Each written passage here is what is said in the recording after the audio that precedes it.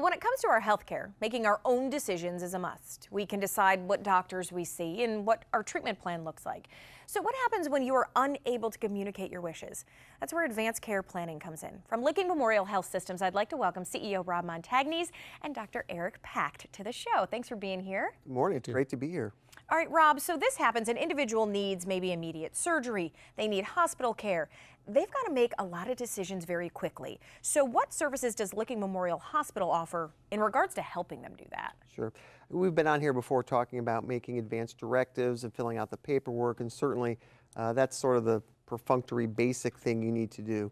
I think what we've added, and with bringing Dr. Pacht on and really advancing the program with this advanced care planning, is having those discussions and making those decisions far in advance of any critical times. So you're not consumed with emotions, differing opinions, differing family members with differing opinions, but really trying to set that outlook, have an understanding of the values and the fundamental way you want to handle those end-of-life situations, but far sooner than when you're in the hospital having surgery or in our ICU.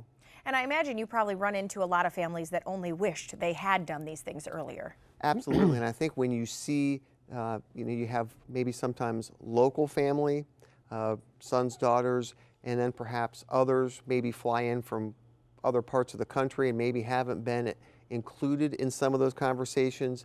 The time to have those conversations with the rest of the family is not, up in the ICU or out in the surgery waiting area, but hopefully far in advance in your home in a much more appropriate setting. Yeah, definitely. Okay, so Dr. Pacht, what is your role now then within advanced care planning? Well, first I would like to recognize and thank Rob and Licking Memorial for establishing and funding this type of program, which you will not see in most hospital systems around the country.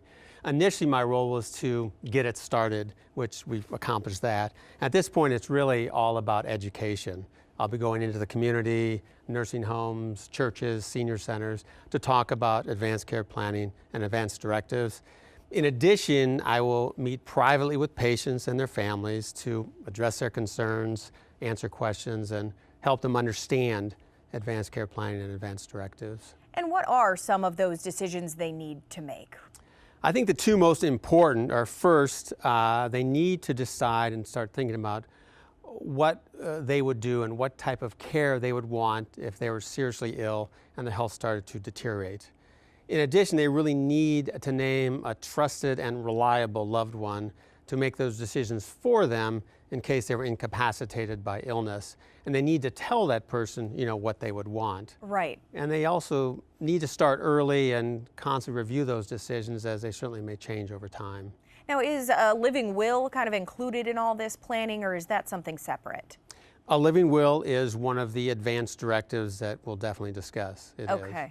And so advanced planning, the one thing I think that we need to mention, it isn't really about just old age. I feel like a lot of people think, well, I don't need to worry about this until I'm in my 70s, 80s. This is something that can happen to anybody if they're in a situation, right, where they're in the hospital.